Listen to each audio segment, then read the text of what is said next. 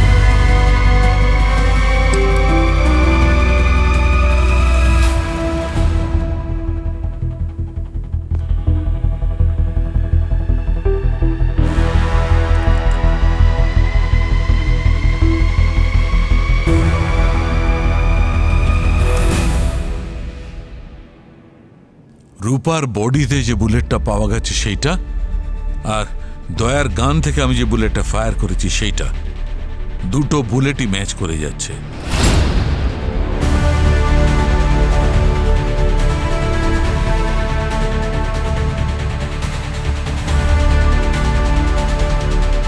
রূপার মৃত্যু তোমার গান থেকে চালানোর কারণেই হয়েছে দয়া। এটা কি করে হতে পারে স্যার? আমি যখন গুলি চালাইনি তখন রূপা আমার গুলিতে মারা যায় কি করে? তাহলে এটা কি দয়া? এটা কি? স্যার, যে সোয়াব আমি দয়া স্যারের হাত থেকে নিয়েছিলাম তার রিপোর্ট চলে এসেছে। কি? স্যার, দয়া স্যারের হাত থেকে গান পাউডারের ট্রেসেস পাওয়া গেছে। আর রূপার টাইম অফ ডেথ অলমোস্ট তখনই যখন সিআইডির টিম রূপার বাড়িতে উপস্থিত ছিল।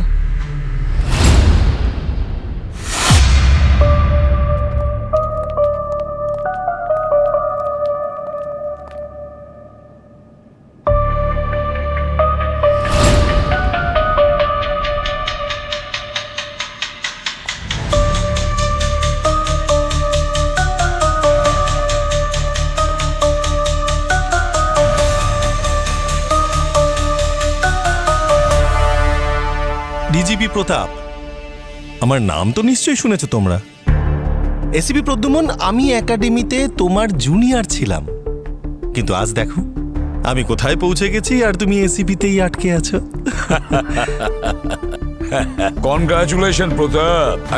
আমি বলতে চাইছি প্রতাপ স্যার, এমনিতে আপনি তো জানেনই যে র্যাঙ্কে উপরে ওঠা শুধুমাত্র অফিসারদের কাজের যোগ্যতার উপর ডিপেন্ড করে না, আরো অনেক কিছু আছে যেগুলো আমি আজ পর্যন্ত এই ব্যাপারে ইম্পর্টেন্স দিইনি। ACP Pradyuman, what you mean to say? তুমি এইটা বলতে চাও যে আজকে আমি এই পজিশনে আমার যোগ্যতা দিয়ে নয় বরং কাউকে অয়েলিং করে পৌঁছেছি? আমি কখন বললাম যে আপনি অয়েলিং করে ডিজিপি হয়েছেন? আমি তো এসিপি প্রদ্যুমন, তুমি এখানে সিআইডি টিম রান করছো নাকি কোনো সার্কাস চালাচ্ছ? স্যার, আপনি মিডিয়ার কথাগুলোকে একটু বেশি ইম্পর্টেন্স দিচ্ছেন। ইন্সপেক্টর অভিজিৎ, আজকাল তোমার স্মৃতিশক্তি ঠিক কাজ করে না? আমি বলতে চাইছি তোমার মাথা ব্যথার কোনো প্রবলেম নেই তো আজকাল? না, ঠিক আছে। ঠিক আছে যখন, তাহলে ঠিকঠাক কথা বলো। তুমি জানো না আজকাল মিডিয়া যা কিছু দেখায় পাবলিক সেগুলোকেই বিশ্বাস করে। আর এসিপি, তোমার জন্য হোম মিনিস্ট্রি আমার ঘাড় চেপে ধরেছে। এখন আমি কি জবাব দেব? তদন্ত চলছে, রেজাল্ট তো চলেই আসবে। আরে রেজাল্ট তো এসে গেছে। আরে সিম্পল কথা। আর সিআইডির অংশ নও। স্যার, আপনি প্রত্যেকটা অপরাধীকেই তার কথা বলার শেষ সুযোগ দেন। আচ্ছা, এই সুযোগটা কি আমি পাবো না? না দয়া, কারণ তোমার মতন সিআইডি অফিসারের কাছে এই ধরনের অপরাধ আমি আশা করিনি। স্যার, আইন কি বলছে সেটা নিয়ে আমার কোনো মাথা ব্যথা নেই, কিন্তু আপনি কি মনে করেন আমি কি অপরাধী? দয়া, আমি কি ভাবলাম সেটা গুরুত্বপূর্ণ নয়, আইন কি ভাবছে সেটা বেশি জরুরি। আইনের চোখে তুমি একজন অপরাধী। ঠিক আছে স্যার, যখন আপনি আপনার সিদ্ধান্ত নিয়েই নিয়েছেন তখন সেটাই ঠিক।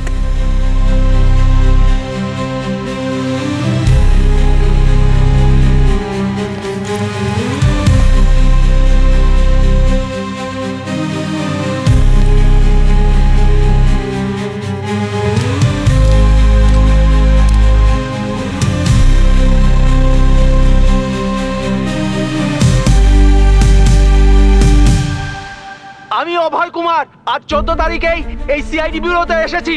আজ আমার বউয়ের প্রাণ সংশয় হয়েছে, সেটা এই সিআইডি অফিসারের হাতে। কিন্তু এনারা আমাকে কোনো সাহায্য করছেন না।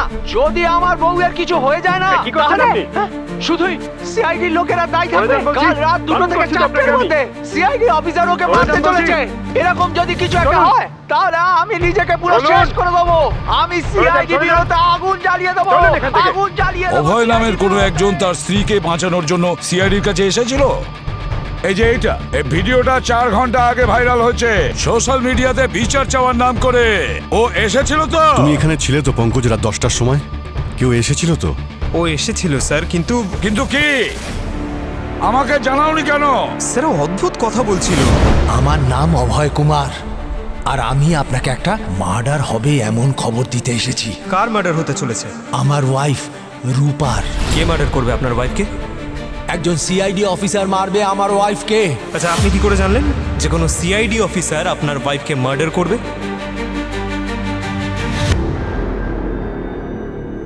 কি কি হয়েছে? আরে কাছে এসো, শুধুমাত্র তোমার কানেই বলবো।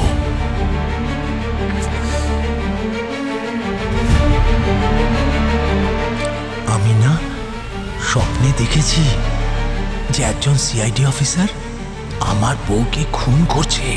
আর তুমি জানো, আমার স্বপ্ন সত্যি হয়ে যায়। আমি তো প্রথমে ভেবেছিলাম ও কোনো প্র্যাঙ্ক করছে, মজা করছে হয়তো। আর রাতে লেটও হয়ে গেছিল, সেই জন্য আপনাদেরকে আর বিরক্ত করিনি আমি। প্র্যাঙ্ক মজা করছিল? যদি ওই নিরীহ মহিলার কিছু হয়ে যায় তাহলে তার উত্তর কে দেবে?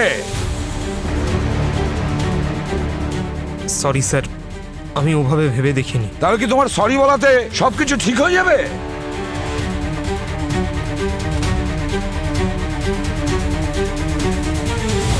আমার কিছু ঠিক মনে হচ্ছে না অভিজিৎ। কিছু একটা ঘটতে চলেছে ওই রূপার সঙ্গে।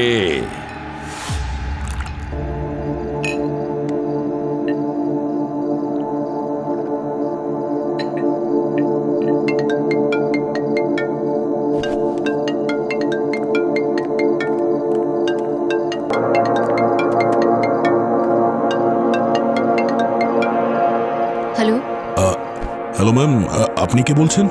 আপনি কল করেছেন, তাও আবার এত রাতে, আর আপনি জিজ্ঞেস করছেন আমি কে বলছি। ম্যাম, আমি ইন্সপেক্টর দয়া বলছি সিআইডি থেকে। সিআইডি? কি ব্যাপার স্যার? আমি রূপা বলছি।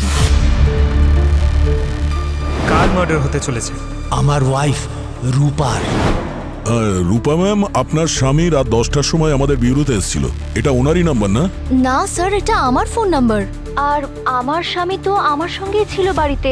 আপনার কাছে বিউরোতে কি করে যেতে পারে? কি সকাল থেকে বাড়িতেই ছিলেন উনি? রাতে 10টার সময়ও? হ্যাঁ স্যার, আমরা এইমাত্র ডিনার করলাম আর ও পুনের জন্য বেরিয়ে গেল। ও আপনাদের কাছে কি করে যেতে পারে? ব্যাপারটা কি অফিসার? ম্যাম, আপনার স্বামী অভয় আমাদের বিউরোতে এসেছিলেন। কি? অভয়? স্যার, এটা তো আমার প্রথম হাজবেন্ডের নাম। আর ও তো জেলে আছে স্যার। ও আপনাদের সঙ্গে কি করে দেখা করতে গেল? জেলে? জেলে? আচ্ছা, কোন জেলে আছেন? সেন্ট্রাল জেলে। আর রাত 4টের সময় তোর ফাঁসি হবার কথা। ও কি জেল থেকে পালিয়ে গেছে, নাকি আইন ওকে ক্ষমা করে দিয়েছে? রূপা ম্যাম, আমি এসিপি প্রদ্যুমান বলছি। আপনি কি বলতে পারবেন কোন অপরাধে আপনার স্বামীর জেল হয়েছে? স্যার, 4 জন মানুষকে খুন করেছিল। পুরো পরিবারকে মেরে ফেলেছিল স্যার। স্যার, ও একজন খুব ভয়ঙ্কর মানুষ। স্যার, ও যদি জেল থেকে পালিয়ে যায় তাহলে আমাকে আর আমার স্বামী বিবেককে মেরে ফেলবে। প্লিজ কিছু করুন। দেখুন রূপা দেবী, ভয় পাবেন না। না ওনার ফাঁসি ক্যান্সেল হয়েছে, আর না উনি জেল থেকে পালিয়েছেন। কেউ আপনার সঙ্গে হয়তো মজা করেছে। রূপা ম্যাম, আপনি আপনার বাড়িতেই থাকুন, আমি বাড়িতে আসছি। আর হ্যাঁ, যতক্ষণ না আমি বাড়িতে পৌঁছবো কেউ ডাকলেও আপনি দরজা খুলবেন না। ঠিক আছে স্যার। স্যার প্লিজ আপনি তাড়াতাড়ি আসুন স্যার। আর হ্যাঁ, আপনার অ্যাড্রেস এটাই না? G4 Rukmini garden? ও গড, তার মানে ও আমার নতুন অ্যাড্রেসটাও জেনে ফেলেছে। ঠিক আছে, আমি ওখানে খুব তাড়াতাড়ি পৌঁছচ্ছি। ওকে? পূরবী, তুমি দয়ার সঙ্গে চলে যাও। স্যার চলো। পঙ্কজ, একটা কাজ করো, এই অভয়ের ফুল ডিটেলস আমার চাই। হ্যালো,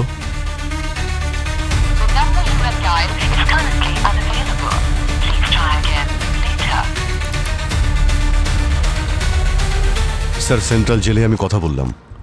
এই অভয় জেলের মধ্যেই আছে স্যার। আজকে 4টের সময় ওর ফাঁসি হওয়ার কথা, প্রায় 1 ঘন্টা পরে। তাহলে অভিজিৎ সেই লোকটা কে যে আমাদের ব্যুরোতে এসেছিল?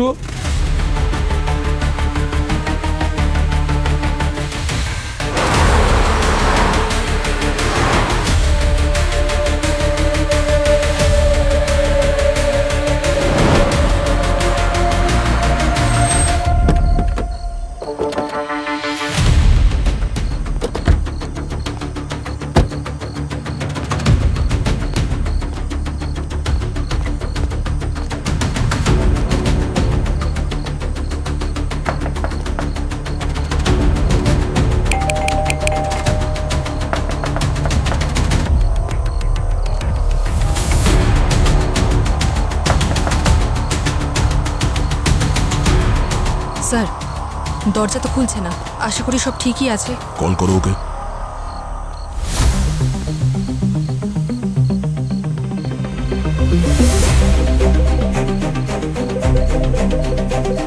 ফোনের রিংটোন তো শুনতে পাচ্ছি ভেতরে, মনে হচ্ছে দরজা ভাঙতে হবে। হ্যাঁ স্যার। আপনারা কারা আর এখানে কেন? সিআইডি। আপনারা কারা? সিআইডি? স্যার আমার নাম হরিশ আর আমি এখানেই কাজ করি। আমি আসলে বিবেক স্যারের পার্সোনাল সেক্রেটারি। ও, আরও ও হচ্ছে পায়েল, আর ও এখানকার বাড়ির সমস্ত কাজকর্ম দেখে। কিন্তু কি হয়েছে স্যার? রূপা ম্যাম কোথায়? আসলে সাহেব, মেম সাহেব তো ঘুমোচ্ছেন। ঘুমোচ্ছেন? একটু আগেই তো ওনার সঙ্গে ফোনে কথা হলো, এত তাড়াতাড়ি কি করে ঘুমোতে পারেন? স্যার আসলে ম্যাডাম রাতে ঘুমের ওষুধ খেয়ে ঘুমোন, ও। তাই আপনাদের যদি কোনো আর্জেন্ট কাজ না থাকে তাহলে কাল সকালে আসুন। না, আর্জেন্ট তো আছেই। এই দরজার চাবিটা কি আপনার কাছে আছে না ভাঙতে হবে? না, তুমি যাও গিয়ে ওই অন্য চাবিটা নিয়ে এসো। হ্যাঁ, আমি নিয়ে আসছি। এই লাইট এত কম কেন? মানে সমস্ত লাইট অফ করে শোয় নাকি রূপা ম্যাম? হ্যাঁ, না স্যার, এরকম তো আমি দেখিনি কোনোদিন। আমি তাও দেখছি একবার স্যার।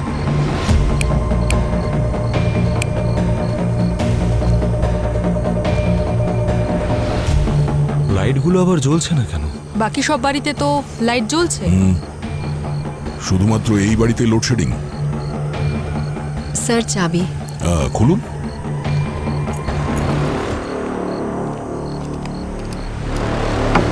স্যার আমি ভিতরের লাইট একবার জ্বালানোর চেষ্টা করে দেখি।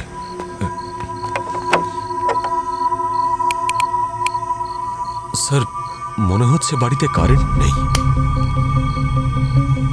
পুরবি, ওর সঙ্গে যাওয়ার মিটার বক্স চেক করো, দেখো কোনো প্রবলেম আছে কিনা। স্যার যাও। চলো।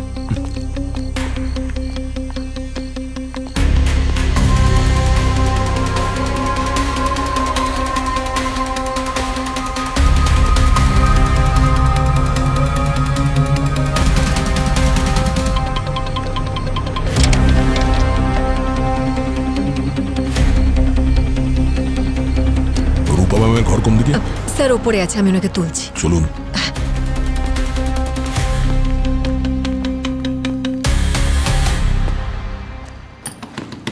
মেম সাহেব, মেম সাহেব দরজা খুলুন। সিআইডির অফিসাররা এসছেন, আপনার সাথে দরকার আছে। সাহেব, মেম সাহেব তো উত্তর দিচ্ছেন না। রূপা ম্যাম, আমি ইন্সপেক্টর দয়া বলছি সিআইডির থেকে। একটু আগেই আপনার সঙ্গে কথা হয়েছিল ফোনে। আপনি ঠিক আছেন তো? স্যার এইভাবে তো ম্যাডাম কখনো ঘুমোন না, সামান্য আওয়াজেও ওনার ঘুম ভেঙে যায় স্যার। একটু পাশে যান।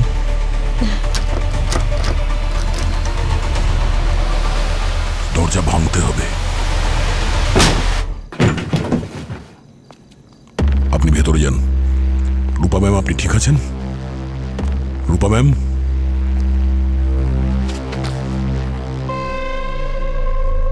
এই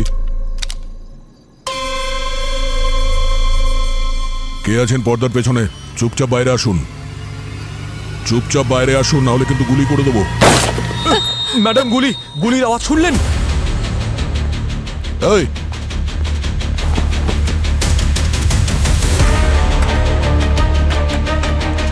রূপা ম্যাম, আপনি ঠিক আছেন? রূপা ম্যাম, পুরবি, পুরবি কোথায় তুমি? পুরবি,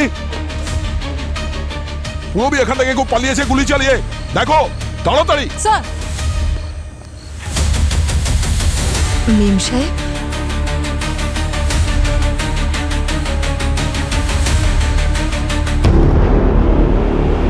মেম সাহেব, রূপা মেম সাহেব, মেম সাহেব, কি হয়েছে আপনার? রূপা মেম সাহেব, কি হয়েছে? এটা কি করলেন আপনি? মেরে ফেললেন আমার মেম সাহেবকে। সরে যান, আমি একটু নাপ চেক। ছবেন না ওনাকে, আপনি গুলি করেছেন না আমার মেম সাহেবকে। ছবেন না ওনাকে মেম সাহেব। হ্যাঁ পুরবি, বাকি রুমগুলো চেক করলাম, কোথাও কেউ নেই। আশেপাশে দেখেছি। হ্যাঁ দেখেছি স্যার। ঘরের ভেতরে চেক করেছো? স্যার ঘরের ভিতরেও চেক করেছি, কোথাও কেউ নেই। পুরবি, তুমি ঠিক করে চেক করোনি। না স্যার, ভালো করে চেক করেছি। এ কি? ম্যাম, ম্যাম,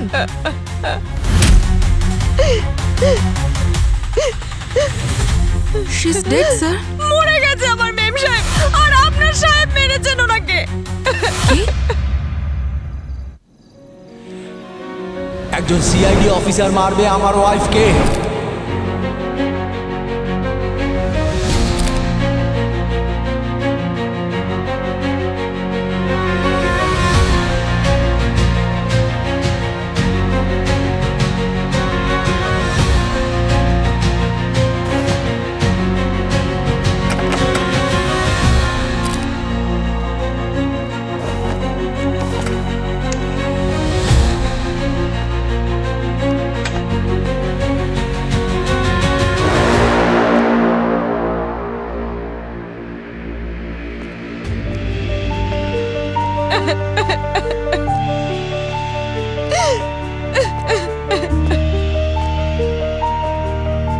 অভিজিৎ, গুলি আমি করিনি।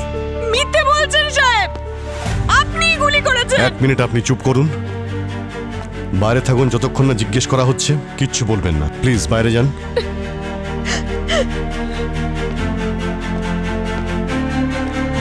এখানে এক্স্যাক্টলি কি হয়েছিল দয়া?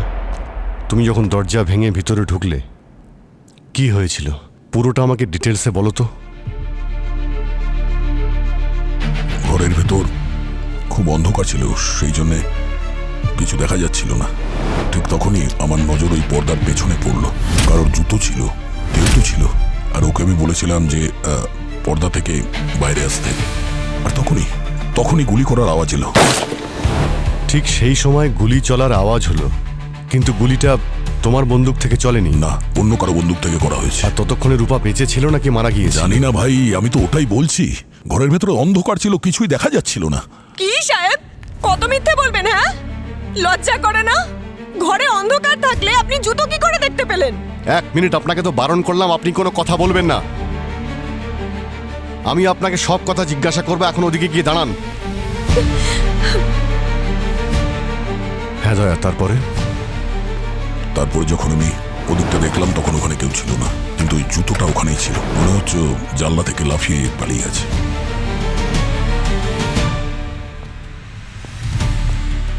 পুরবী, তুমি ওখানে ব্যাকইয়ার্ডেই ছিলে না যখন দয়া তোমাকে ডেকেছিল? কেউ ছিল ওখানে? কাউকে দেখতে পাইনি, কেউ ছিল না ওখানে। তুমি গ্রাউন্ড ফ্লোরে তো ছিলে সেই সময়। হ্যাঁ স্যার। হতে পারে পুরবী দেখার আগেই ওই পালিয়ে গেছিল ওই অপরাধী। ভাই দয়া, এই ব্যাকইয়ার্ডটা অনেকটাই বড়। অন্তত 30 থেকে 40 সেকেন্ড লাগবে মেন গেটে পৌঁছতে। এরকম হতেই পারে না যে পুরবী ওর ছায়া কেউ দেখতে পাবে না। স্যার, স্যার জানলার নিচে আমি খুব ভালো করে চেক করেছি, কারোর পায়ের চিহ্ন পাইনি। আর গার্ডেনেও দেখেছি স্যার, ওখানেও কিছু পাইনি।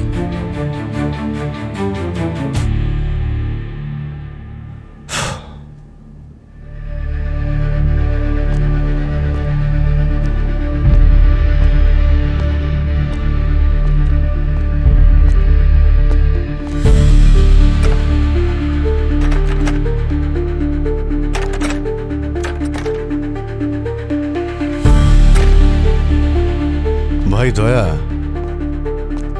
এই জানালা তো খুলছেই না, ভিতর থেকে পুরোপুরি বন্ধ। হ্যাঁ, আমিও চেষ্টা করেছিলাম খোলার, কিন্তু খুব জ্যাম। আরে যখন তুমিই জানতে যে এই জানালাটা খুলছে না, তাহলে খুনি এখান থেকে পালাবে কি করে? আরে ভাই, না হলে অন্য কোথা থেকে পালিয়ে গেছে ও। কোথা দিয়ে? তুমি এই দরজার সামনে দাঁড়িয়েছিলে, এখান থেকে তো যায়নি, আর এটা ছাড়া আর কোনো জায়গাও তো নেই। তাহলে ও কোথা দিয়ে পালিয়ে গেল? আরে ভাই, এই জানলা ফাল্লা ছেড়ে দাও, জানলা না তো অন্য কোথা থেকে গেছে। আমি যখন বলছি গুলি আমি চালাইনি, তো আমি চালাইনি। এখন আমরা আসল খুনিকে ধরার জন্য ইনভেস্টিগেশন স্টার্ট করতে পারি। হ্যাঁ, সেটাই তো করছি আমরা, সেটাই করছি। গার্গী, স্যার তুমি এখানে কি কি এভিডেন্স পাচ্ছ? স্যার এখন তো এটুকুই বলতে পারি যে বডিতে বুলেট পেট থেকে ঢুকেছে, আর বডিতে কোথাও এক্সিট ওয়ুন্ড নেই। মানে হলো বুলেট এখনো বডির ভেতরেই রয়েছে। দয়া, যখন গুলি চালানো হয়েছিল তখন বডির পজিশন এরকমই ছিল? আরে ভাই অভিজিৎ, আমি তোমাকে বলছি যে ঘরের মধ্যে অন্ধকার ছিল। এই রূপা ম্যাম কি পজিশনে শুয়েছিলেন আমি দেখতে পাইনি। যখন তুমি ভিতরে ঢুকেছিলে তখন এটা তুমি চেক করোনি যে রূপা ঠিক আছে কিনা? যখন আমি ঘরের মধ্যে এলাম তখন খুনি সামনে ছিল, তখন তো আমি ওকে ডিল করবো না। ঘরের মধ্যে আর কেউ ছিল না দয়া, এই ঘরের মধ্যে দুজন ছিলে, তুমি আর রূপা। কি বলতে চাইছো তুমি, যে রূপাকে গুলি আমি করেছি? আমি সেটা বলতে চাইছি না। ঠিক আছে, যখন যখন কারেন্ট এলো তখন রূপার বডির পজিশন কেমন ছিল? আরে আমি দেখতে পাইনি, ততক্ষণ এই পায়েল ভেতরে চলে এসেছিল, এর জন্য আমি কিছুই দেখতে পাইনি। বাহ সাহেব বাহ, এটা ভালো। খুন করলেন আপনি আর দোষ দিচ্ছেন আমাকে? রূপা, রূপা, রূপা, দাঁড়ান দাঁড়ান, ও গড, এদিকে আসুন। এটা কি করে হলো? কে করেছে এই সমস্ত? সাহেব ইনি মেরেছেন আমাদের ম্যাডামকে। কেন? কি শত্রুতা ছিল তোমার আমার বউয়ের সঙ্গে? কি শত্রুতা এক ছিল? মিনিট, এক মিনিট, এদের সবাইকে বাইরে নিয়ে যাও না। বাইরে দাঁড়ান, বাইরে যান, বাইরে যান, বাইরে দাঁড়ান, পরে দিচ্ছি। নিজের অফিসে চলো।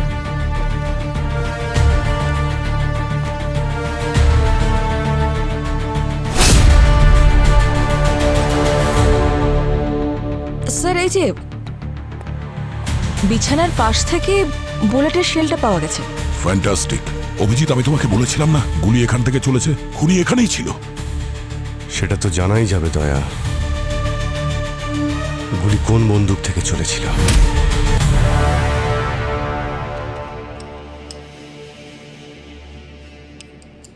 এখানে তো 9টা বুলেট আছে, 10টা থাকার কথা, একটা কম। জানি না স্যার, আমি চেক করিনি।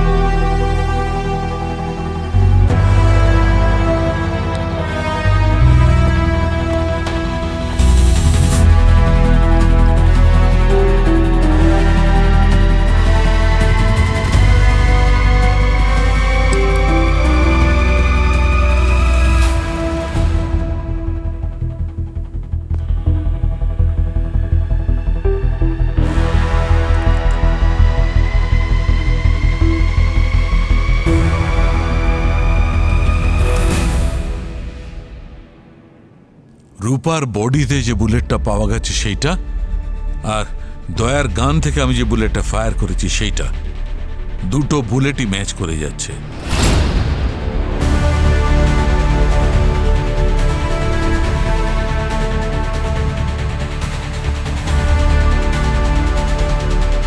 রূপার মৃত্যু তোমার গান থেকে চালানোর কারণেই হয়েছে দয়া। এটা কি করে হতে পারে স্যার?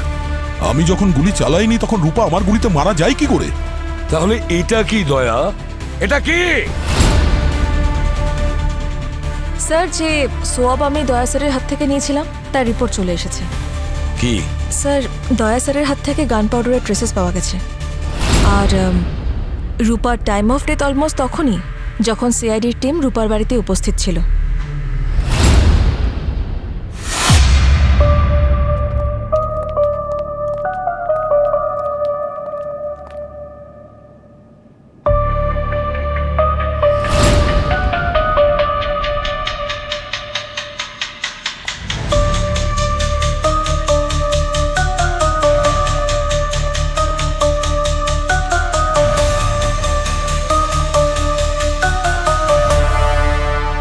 ডিজিপি প্রতাপ, আমার নাম তো নিশ্চয়ই শুনেছো তোমরা।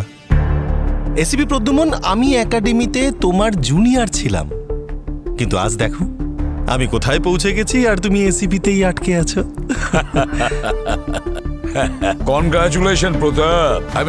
আমি বলতে চাইছি প্রতাপ স্যার, এমনিতে আপনি তো জানেনই যে র্যাঙ্কে উপরে ওঠা শুধুমাত্র অফিসারদের কাজের যোগ্যতার উপর ডিপেন্ড করে না, আরো অনেক কিছু আছে যেগুলো আমি আজ পর্যন্ত এই ব্যাপারে ইম্পর্টেন্স দিইনি। ACP Pradyuman, what you mean to say? তুমি এইটা বলতে চাও যে আজকে আমি এই পজিশনে আমার যোগ্যতা দিয়ে নয় বরং কাউকে অয়েলিং করে পৌঁছেছি? আমি কখন বললাম যে আপনি অয়েলিং করে ডিজিপি হয়েছেন? আমি তো এসিপি প্রদ্যুমন, তুমি এখানে সিআইডি টিম রান করছো নাকি কোনো সার্কাস চালাচ্ছ? স্যার, আপনি মিডিয়ার কথাগুলোকে একটু বেশি ইম্পর্টেন্স দিচ্ছেন। ইন্সপেক্টর অভিজিৎ, আজকাল তোমার স্মৃতিশক্তি ঠিক কাজ করে না? আমি বলতে চাইছি তোমার মাথা ব্যথার কোনো প্রবলেম নেই তো আজকাল? না, ঠিক আছে। ঠিক আছে যখন, তাহলে ঠিকঠাক কথা বলো। তুমি জানো না আজকাল মিডিয়া যা কিছু দেখায় পাবলিক সেগুলোকেই বিশ্বাস করে।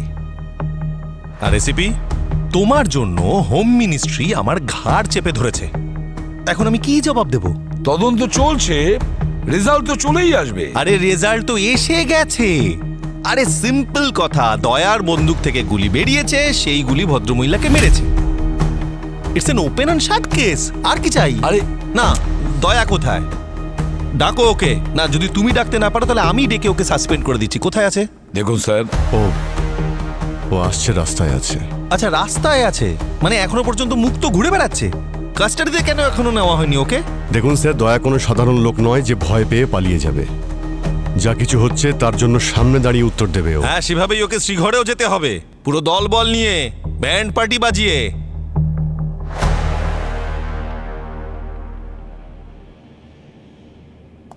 ডক্টর সালুখে। Yes sir. নমস্কার। তো কি বলছে আপনার সায়েন্স? দয়া নির্দোষ নাকি অপরাধী? ওয়েল স্যার, এখনো পর্যন্ত সমস্ত রিপোর্ট তো দয়ার বিপক্ষে। কিন্তু এটা কনফার্ম যে দয়ার বন্দুক থেকে গুলিটা বেরিয়েছিল। Right sir. আচ্ছা, একটা কথা বলুন, যদি দয়ার জায়গায় অন্য কোনো মানুষ হতো আর এই সমস্ত তথ্য প্রমাণগুলো থাকতো তাহলে?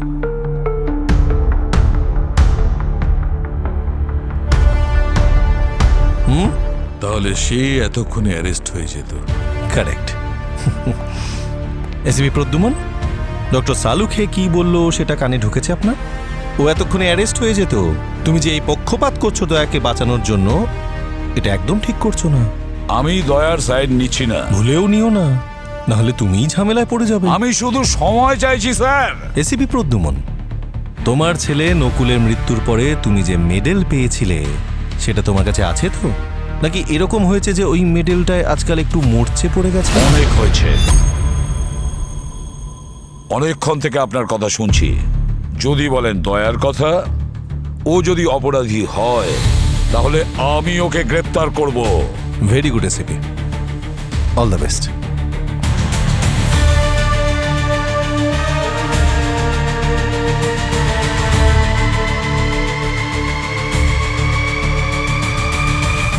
সিনিয়র ইন্সপেক্টর দয়া, তুমি সিআইডি ও দেশের সেবা করেছো, সেজন্য তোমাকে ধন্যবাদ।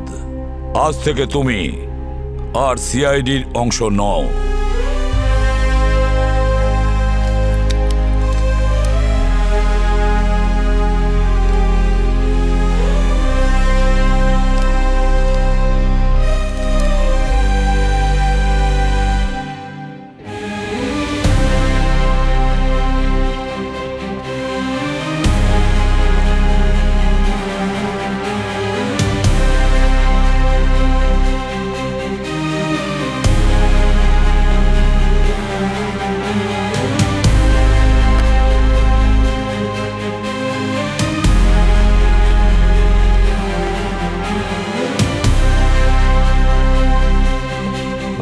যত দূর যেতে হয় আমি যাব, কিন্তু দয়াকে নির্দোষ প্রমাণ করবই।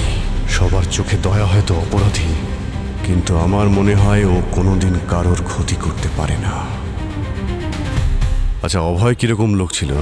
অভয় স্যার, এ তো আমার প্রথম হাজবেন্ডের নাম। কোন জেলে? সেন্ট্রাল জেলে। এই অভয় জেলের মধ্যেই আছে স্যার, আর 4টের সময় ওর ফাঁসি হতে চলেছে। অভয়ের মতো পাগল আমি এই জীবনে আজ পর্যন্ত দেখিনি। ওর সম্পর্কে আপনি এই কথাটা কেন বলছেন? স্যার, একদম সায়েন্টিফিক ব্রেন ছিল। আমরা ওকে জেলের মধ্যে পাগলা নিউটন বলতাম। Scientific brain? সবসময়ই কিছু না কিছু আবিষ্কার করতেই থাকতো। হ্যাঁ, কি কি আবিষ্কার করেছিল? কি বানিয়েছিল? কিছু একটা মেশিনের মতো বানিয়েছিল।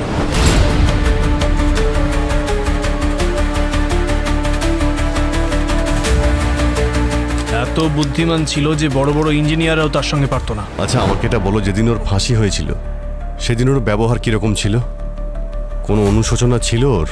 ভয় পেয়েছিল? না স্যার, হাসতে হাসতে গলায় দড়ি পড়েছিল। ওর এত আনন্দের কারণ কি ছিল? কিছু বলেছিল কি ও? তেমন কিছু বলেনি। ওর পৃথিবীতে থাকার সম্পূর্ণ ইচ্ছেটাই কমে গেছিল স্যার।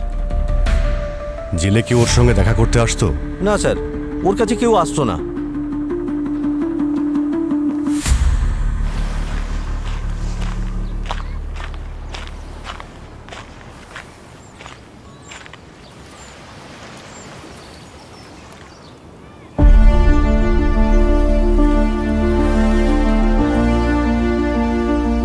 কি ব্যাপার?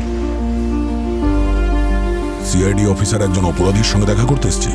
না, একজন বন্ধু এসেছে তার বন্ধুর সঙ্গে দেখা করতে। তুমি জানলে কি করে যে আমি এখানে আছি? আরে ভাই, এতটুকু তো আমি চিনি তোমাকে। যখনই তুমি টেনশনে থাকো এখানেই চলে আসো। সবকিছু শেষ হয়ে গেছে ভাই, সবকিছু। এত বছরের পরিশ্রম, সততা, সবকিছু এক নিমেষে শেষ হয়ে গেছে। কিচ্ছু শেষ হয়নি ভাই। সিআইডির হাত থেকে আজ পর্যন্ত কোনো অপরাধী বাঁচতে পারেনি, আর এইবারও বাঁচতে পারবে না। তুমি কি বিশ্বাস করো যে এই খুন আমি করিনি? ভাই, আমার তোমার ওপর নিজের থেকেও বেশি বিশ্বাস আছে।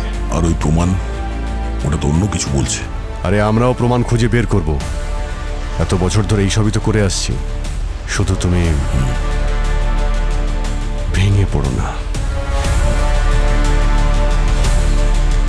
যে দয়ার কথা বলছেন না আপনি, আজ পর্যন্ত সে 43টা গুলি খেয়েছে আইন আর ন্যায়কে রক্ষা করতে। 43টা গুলি?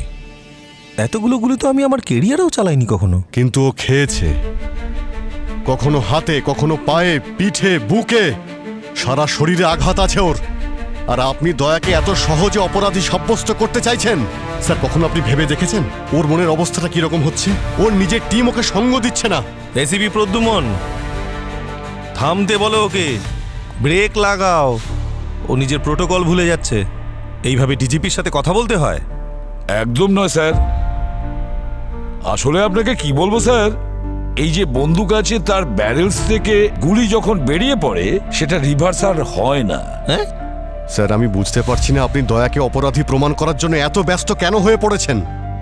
দয়া ফেসে গেলে আসল অপরাধী তো বেঁচে যাবে। না, তুমি বলতে কি চাও? তুমি এটা বলতে চাও যে দয়াকে কেউ ফাঁসাতে চাইছে? সে দয়ার থেকে গানটা নিল, গুলিটা মারলো, গুলি মেরে দয়ার হাতে আবার গানটা ফেরত দিয়ে দিল। হ্যাঁ, এক মিনিট, কি বললেন আপনি? আমি বলছি দয়া কোনো দুধের শিশু নয়, ও একজন পালোয়ান। এত সহজে কেউ ওর হাত থেকে বন্দুক ছিনিয়ে গুলি চালাতে পারবে না। আমি তো শিওর যে দয়াকে কেউ ফাঁসিয়েছে, কিন্তু যেই দয়াকে ফাঁসিয়ে থাকুক না কেন, সে এটা কি করে জানলো যে ক্রাইম সিনে দয়াই যাবে, আমাদের মধ্যে কেউ নয়? স্যার, যখন ক্রাইম সিনে আমি আর দয়া স্যার ওখানে গিয়েছিলাম, সেই সময় ব্যুরোতে আমরা ছাড়া তো আর কেউ ছিল না। তাহলে বাইরের লোক কি করে জানলো যে ক্রাইম সিনে একমাত্র দয়া স্যারই যাবে?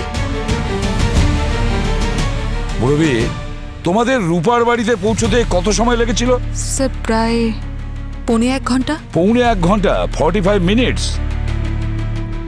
যদি কেউ দয়াকে ফাঁসানোর চেষ্টা করে থাকে তাহলে এত কম সময়ে পুরো প্রস্তুতি কিভাবে সে নিয়েছিল? গোলমাল আছে, নিশ্চয়ই কোনো গোলমাল আছে।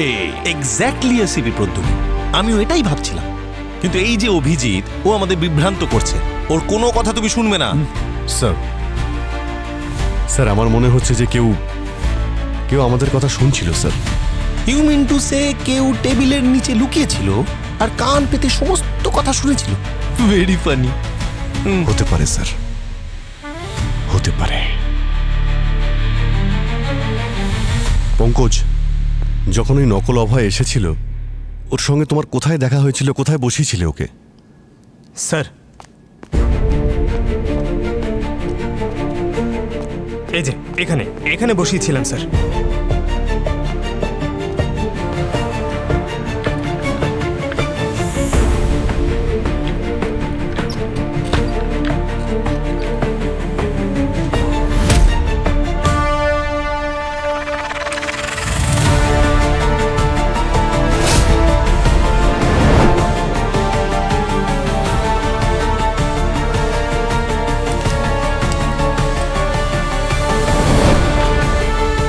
এই হলো আপনার অপরাধীর কান। মানে ব্যুরোতে কেউ বাগ লাগিয়ে চলে গেল আর তোমরা কেউ কিচ্ছু টের পেলে না? দারুণ। স্যার আমার মনে হচ্ছে ওই অপরাধীর কাছে আমাদের সবার বিরুদ্ধে প্রমাণ রয়েছে। দয়ার জায়গাতে আমি গেলে আমাকেও ফাঁসিয়ে দিত, কিন্তু শুনেছিল যে দয়া আসছে, তাই দয়াকে ফাঁসানোর ব্যবস্থাও করে ফেলেছিল। রবি, তুমি দয়ার সাথে যাও। তোমাদের ফাঁসানোর জন্য এই যে প্রমাণটাও জোগাড় করেছে, ও পেল কোথা থেকে?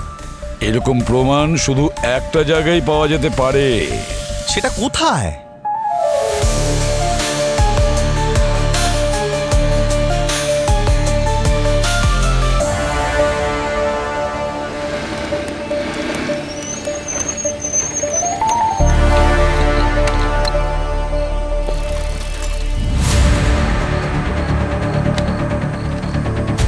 ভাই অভিজিৎ, আমার সঙ্গে যা হবে তা তো হবে, কিন্তু আমার জন্য তুমি যে রিস্ক নিচ্ছ না, তোমার উপর যদি কোনো দোষ এসে যায় তাহলে আমি নিজেকে কখনো ক্ষমা করতে পারবো না। আরে কি বলছো ভাই? বন্ধু মনে করো, আবার এই কথাও বলছো? কিচ্ছু হবে না, চলো দেখি কি করে তোমাকে নির্দোষ প্রমাণ করা যায়। অভিজিৎ, আমার একটা কথা কিছুতেই মাথায় ঢুকছে না। যদি এই নকল অভয় আমাদের ব্যুরোতে ওই ভয়েস রেকর্ডার লাগিয়ে থাকে কিছু জানার জন্য, তাহলে ও কি আগেই আমার বিরুদ্ধে সমস্ত প্রমাণ জোগাড় করে রেখেছিল আমাকে ফাঁসানোর জন্য? এক্স্যাক্টলি দয়া, গান রেঞ্জের ওখান থেকে আমাদের সবার বুলেট আর শেলও জোগাড় করে রেখেছে।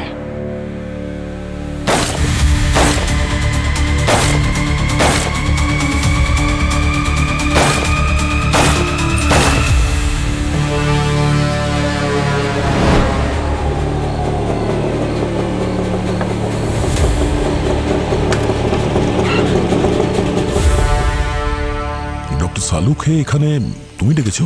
কি বলছো কি ভাই? ওনাকে আমি কেন ডাকবো? কি ভাবছো ভাই? এই রকম ব্যাপারে ডক্টর সালুকের কোনো ইনভিটেশনের দরকার হয় না। কিন্তু স্যার, আপনি জানতে পারলেন কি করে যে আমরা এখানে আছি? দেখো, আমি তোমাদের দুজনকে ফোন করছি আর তোমাদের দুজনের ফোনই সব সময় বন্ধ থাকছে। তখন আমি বুঝে গেলাম যে তোমরা দুজন তোমাদের ফোনে সুইচ অফ করে এই প্রবলেমটা সলভ করার জন্য এসেছো। স্যার, যদি দুটো প্রশ্নের উত্তর আমি পেয়ে যাই তাহলে দয়াকে নির্দোষ প্রমাণ করে দেব। প্রথমত, দয়া যখন সেদিন ফায়ারই করেনি তাহলে ওর হাতে গান পাউডার কি করে এলো? আর দ্বিতীয়ত, যদি দয়া গুলি না চালায় তাহলে ওর গুলি দিয়ে রূপা মারা গেল কি করে? তবে খুঁজতে থাকি, দুটো প্রশ্নের উত্তরই খুঁজতে থাকি। কিন্তু দয়া, সবার আগে তুমি আমাকে এইটা বলেছে এসেই তুমি প্রথম কোন জিনিসটা ছুঁয়েছিলে আর তারপর কোথায় কোথায় হাত দিয়েছিলে? সবার প্রথমে তো আমি ডোরবেল বাজিয়েছিলাম। চলো ওইখান থেকেই শুরু করা যাক।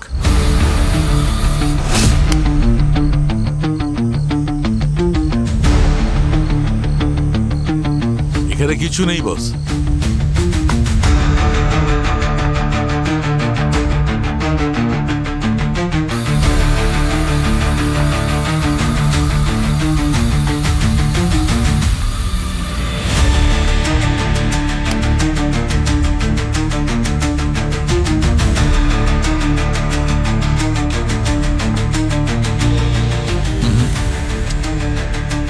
আচ্ছা দয়া, তুমি এই জায়গাটা ছাড়া অন্য কোথাও হাত লাগিয়েছিলে?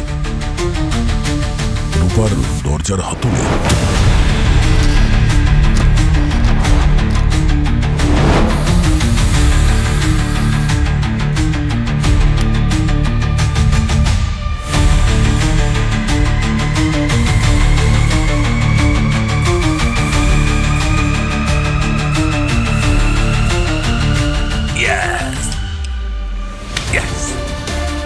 বাস অভিজিৎ, এইখান থেকেই এসেছে গান পাউডার দয়ার হাতে। এই গান পাউডার এই হাতলের উপর আগে থেকেই লাগানো ছিল। এই দেখো, দেখতে পাচ্ছ? উত্তর পেয়ে গেছি যে দয়ার হাতে গান পাউডারটা কোথা থেকে লেগেছিল। এবার এটা যদি জানতে পারা যায় যে দয়ার বন্দুক থেকে রূপার খুন হলো কি করে, খুঁজে দেখা যাক না। এই প্রশ্নের উত্তরটাও খুঁজলেই পাওয়া যাবে। তুমি এক কাজ করো, তুমি এই বেডের উপর শুয়ে পড়ো। স্যার আমি কি এখানে শুতে এসেছি নাকি? আরে জানি বাবা, কিন্তু প্রশ্নের উত্তরটা পাওয়ার জন্য কিছুক্ষণ তুমি এখানে শুয়ে পড়ো। আমি এটা জানতে চাই যে রূপাকে গুলিটা কোন অ্যাঙ্গেল থেকে করা হয়েছে। ওকে, শুয়ে পড়ো।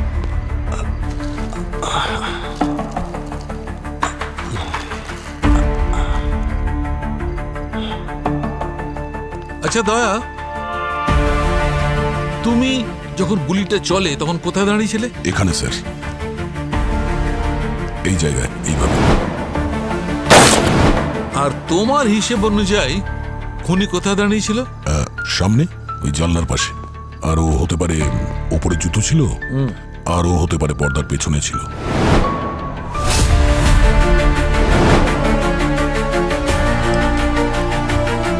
এক কাজ করো, তুমি এই লেজার লাইটটা অভিজিতের পেটে ঠিক সেইখানে মারো যেখানে রূপার গুলি লেগেছিল। মারো।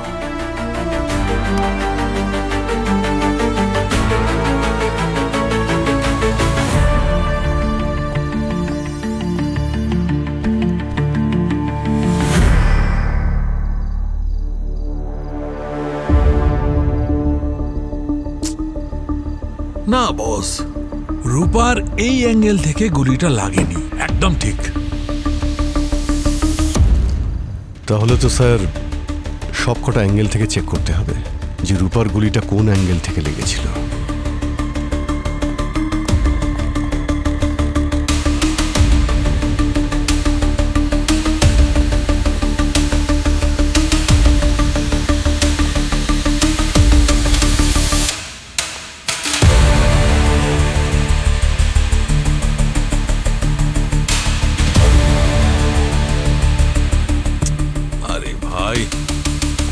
কোনো জায়গা থেকেই এই 30 ডিগ্রি অ্যাঙ্গেলটা আসছে না, যে অ্যাঙ্গেল থেকে রূপার গুলিটা লেগেছিল। স্যার, হ্যাঁ, রূপার গুলিটা পেটে লেগেছিল। আর 30 ডিগ্রি অ্যাঙ্গেল তো তখনই হবে যখন গুলিটা কেউ ওপর থেকে চালাবে। মানে ও এইভাবে শুয়েছিল, তার মানে দয়া যেখানে দাঁড়িয়ে রয়েছে ওখান থেকে হাতটা এগিয়ে গুলি করলেই 30 ডিগ্রি অ্যাঙ্গেলটা তৈরি হবে। রাইট। অভিজিৎ, ওই রাতে আমি এখানে ছিলাম, সামনে। যদি খুনি এখানে থাকতো তাহলে আমি দেখতে পেতাম। আর যতদূর আমার মনে পড়ছে ও ওখানে ছিল, পর্দার পেছনে। আরে ভাই, অত দূর থেকে তো অ্যাঙ্গেলটা তৈরিই হচ্ছে না। অ্যাঙ্গেলটা এখানেই হচ্ছে, মানে খুনি এখানেই দাঁড়িয়েছিল। কিন্তু আমি ওকে ওখানে দেখেছি, ওখানে পর্দার পেছনে। জুতো এখানে ছিল আর ও এখানে দাঁড়িয়েছিল ওপরে। আরে ভাই, ওখান থেকে তো অ্যাঙ্গেল হচ্ছেই না। 30 ডিগ্রি অ্যাঙ্গেল থেকে গুলি চালানো হয়েছে, ওদিক থেকে তো হতেই পারে না। হ্যাঁ ঠিকই। যেটা আমি ওই রাতে দেখেছি ওটাই বলছি। আরে ভাই, তাহলে গুলিটা চললো কোথা থেকে? ওপর থেকে নাকি নিচে থেকে?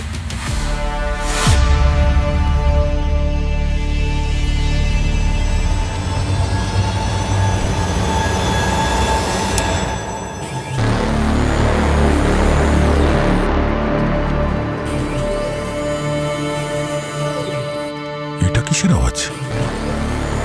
কিন্তু যখন আমি এই সুইচটা অন করলাম তখনই আওয়াজটা শুরু হয়েছে।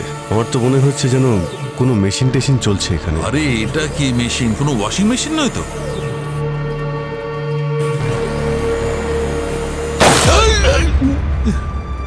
ঠিক এরকমই গুলি চালিয়েছিল ওই রাত্রে, এইখান থেকে। হ্যাঁ, আমার তো বেডের ওপরেও কেমন একটা ভাইব্রেশন ফিল হলো। হ্যাঁ ডক্টর সালুকে, আপনি ঠিক আছেন তো? হ্যাঁ, আবার চলেছে, আবার চলেছে। স্যার, গুলিকে চালাচ্ছে। এক মিনিট। হ্যাঁ, এখানে এসে দাঁড়াও, সেদিন যেমন দাঁড়িয়েছিলে। তুমি হেঁটে এসে এখানটায় একবার দাঁড়াও তো।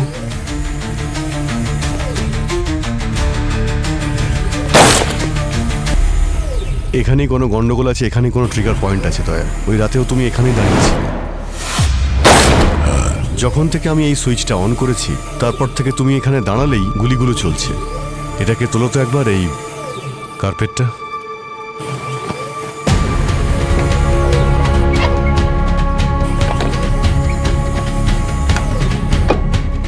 ও মাই গড! তাহলে এই হলো গুলির রহস্য। যখনই তোমার পা এখানে এসে পড়ে তখনই গুলি চলেছিল। তাহলে এই 30 ডিগ্রি হয় ওপর থেকে হবে, আর তা না হলে নিচ থেকে, বেডের নিচ থেকে।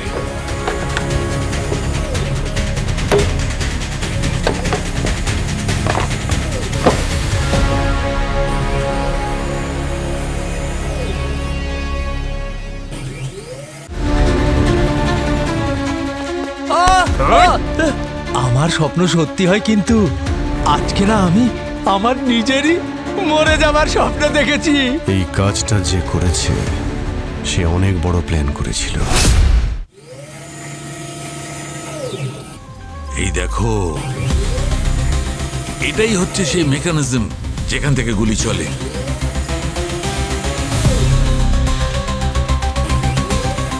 তাহলে হতে পারে রূপা উপুর হয়ে শুয়েছিল বিছানায় যখন আমি ওই টাইলসের উপর পা রেখেছিলাম। যখন তুমি টাইলসে পা দাও তখন গুলিটা চলে আর সোজা ওর পেটে গিয়ে লাগে। রাইট। আর আমি ভাবছিলাম গুলিটা ওপর থেকে চলছে, এক্সিট হোল নেই, তাই গুলিটা শরীরেই পাওয়া গেছে। সেই জন্য আমরা নিচের থেকে গুলি আসার কথা ভাবিনি, কোনো রকম তদন্তই করিনি। দুটো প্রশ্নের উত্তরই আমরা পেয়ে গেছি, আর দুটোতেই তুমি নির্দোষ। এই কাজটা যে করেছে সে অনেক বড় প্ল্যান করেছিল। কোনো সিআইডি অফিসারের এই রকম বেআইনিভাবে কোনো ক্রাইম সিনে ঢুকে পড়াটা মোটেই ঠিক নয়। স্যার, আমি জানি যে আমি প্রোটোকল ভেঙেছি, কিন্তু ডিউটি জয়েন করার সময় আমাদের এটাই শেখানো হয়েছিল যে সবচেয়ে বড় প্রোটোকল হয় আসল অপরাধীকে ধরা। স্যার, আমার গান। Thank you.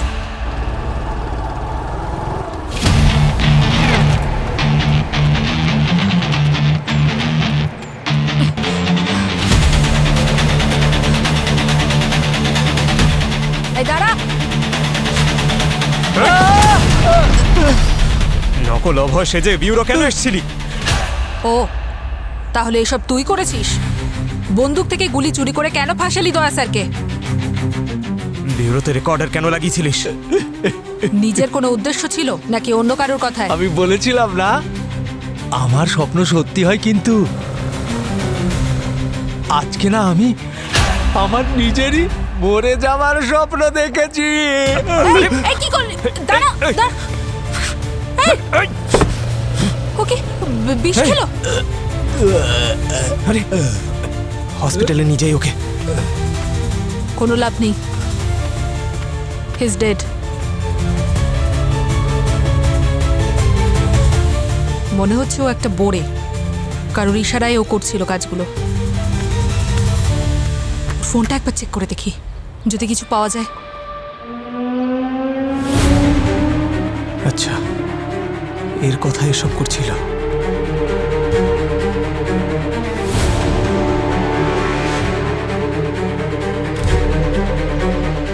স্যার, জানা গিয়েছে খুনিকে।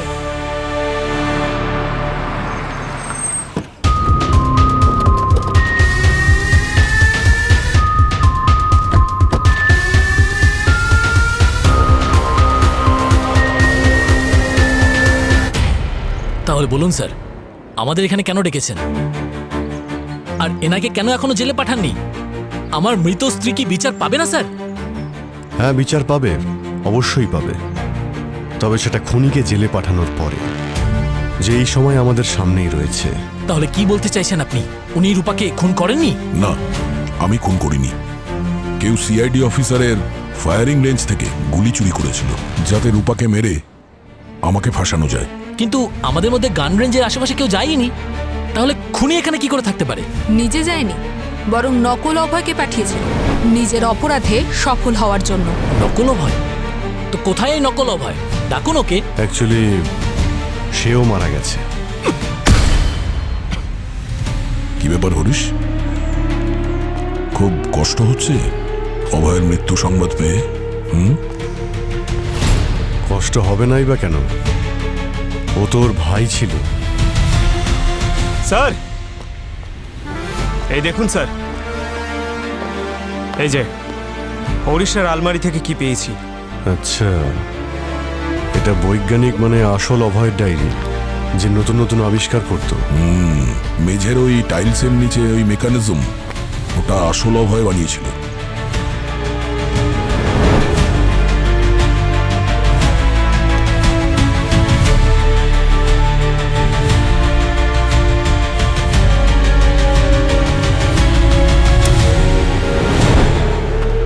আরে আরে আরে, কোথায় পালাচ্ছ? তোমার দাঁতের মেকানিজম পাল্টাতে হবে এখন। অভয় স্যার ছিলেন আমাদের আইডল, একজন ভালো মানুষ। উনি আমার আর আমার পরিবারের জন্য অনেক করেছেন স্যার। ওনার প্রতি আমি চিরকৃতজ্ঞ থাকব। আদালতে যখন স্যারের ফাঁসি ঘোষণা হলো, আমাদের সেটা সুবিচার মনে হয়নি। বাহ বাহ বাহ, তোমাদের দুজনের সুবিচার মনে হয়নি? চারজন নিরীহ লোকের প্রাণ নিয়েছে ও, নিজের বন্ধু সুমিতের পুরো পরিবারকে মেরে ফেলেছে, আর তোমরা বলছো সুবিচার হয়নি? হ্যাঁ স্যার, সুমিতের পরিবারকে উনি মারেননি, উনি তো শুধু ভুল সময়ে ভুল জায়গায় উপস্থিত ছিলেন। ওনার প্রাণ নিয়েছে আমাদের সিস্টেম। একজন নির্দোষকে ফাঁসির শাস্তি দেওয়া হয়েছে। আমাদের উইটনেস বানিয়ে আমাদের বয়ানকে চেঞ্জ করে দিয়ে ওনার বিরুদ্ধে ইউজ করা হয়েছে স্যার। আর জজ সাহেবও এটাই বলেছিলেন, যেহেতু সব প্রমাণ ওনার বিরুদ্ধে, সেই জন্যই ওনাকে ফাঁসির শাস্তি দেওয়া হচ্ছে, যেখানে অভয় স্যারের কাছে সুমিতের পরিবারকে মারার কোনো কারণ ছিল না স্যার। এবার আপনিই বলুন স্যার, এটা কি অন্যায় নয়? তাই আমরা একটা প্ল্যান করি, একজন সিআইডি অফিসারকে খুনের অপবাদে ফাঁসাবো, আর তারপর পৃথিবীর সবাই তামাশা দেখবে। কোনো অপরাধ না করে শুধু প্রমাণের উপর ভিত্তি করে সে কি আদৌ শাস্তি পাবে? আচ্ছা, এই কাজটা তো ভালোভাবেও করা যেত, পিটিশন ফাইল করতে পারতে, কিন্তু তোমরা একজন নির্দোষকে মেরে ফেলেছো। উনি নির্দোষ ছিলেন না স্যার। অভয় স্যারের জেল হওয়ার পরেই 2 মাসের মধ্যে দ্বিতীয়বার বিয়ে করেছিলেন রূপা ম্যাডাম। রূপা সুমিতের পরিবারকে শেষ করে অভয়কে জেলে পাঠানোর ষড়যন্ত্র করে, যাতে ওর পথের কাঁটা সরে যায় আরও একজন বড় লোককে বিয়ে করতে পারে। চালাক মহিলাও। শুধুমাত্র তোমরা রূপাকেই খুন করনি, বরং ইন্সপেক্টর দয়ার মতো সৎ এবং এফিসিয়েন্ট অফিসারকে কালিমা লিপ্ত করার চেষ্টা করেছো। আইন তোমাদের কঠিন থেকে কঠিনতম শাস্তি দেবে।